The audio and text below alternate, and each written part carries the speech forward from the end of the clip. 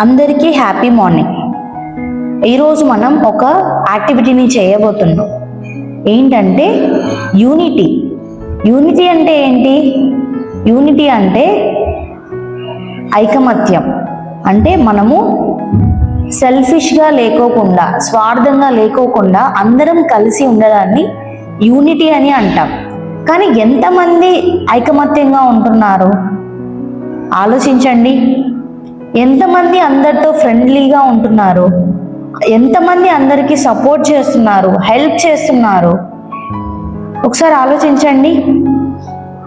మనం అసలు యూనిటీగా ఉంటున్నామా లేదా, లేకపోతే సెల్ఫిష్నెస్తో ఉంటున్నామా?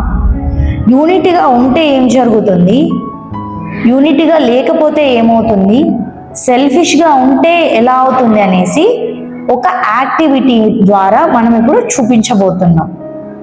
Let's watch the video, then you will get to know what is unity. So these children will do what is unity.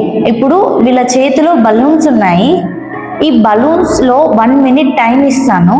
ఆ టైంలో ఎవరి దగ్గర అయితే బలూన్ అలాగే చేతిలో ఉంటుందో వాళ్ళు విన్నర్స్. సో చూద్దాం ఎంతమంది దగ్గర బలూన్ అలాగే ఉంటుందో.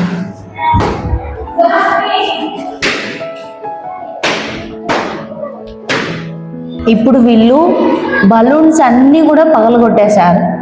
నేను యాక్చువల్గా ఏమని చెప్పాను వీళ్ళకి, ఎవరి దగ్గర అయితే బలూన్స్ అలాగే ఉంటాయో 1 minute లోపల వాళ్ళు విన్నర్స్ అని చెప్పాను. కానీ వీళ్ళు ఏం చేశారు, ఎవరి దగ్గర కూడా బలూన్స్ లేకోకుండా అందరివి బ్లాస్ట్ చేసేసారు. అంటే ఒకవేళ అందరి దగ్గర ఉంటే అందరూ విన్నర్సే కదా, బట్ అది వాళ్ళు ఆలోచించలేదు.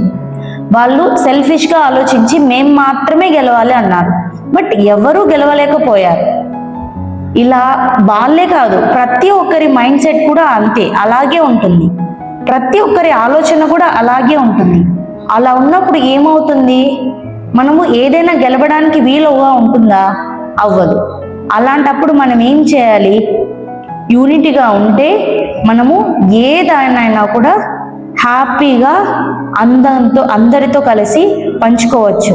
లేకపోతే ఏమవుతుంది, మనం అసలు చాలా ప్రాబ్లమ్స్ని ఫేస్ చేయాల్సింది వస్తుంది.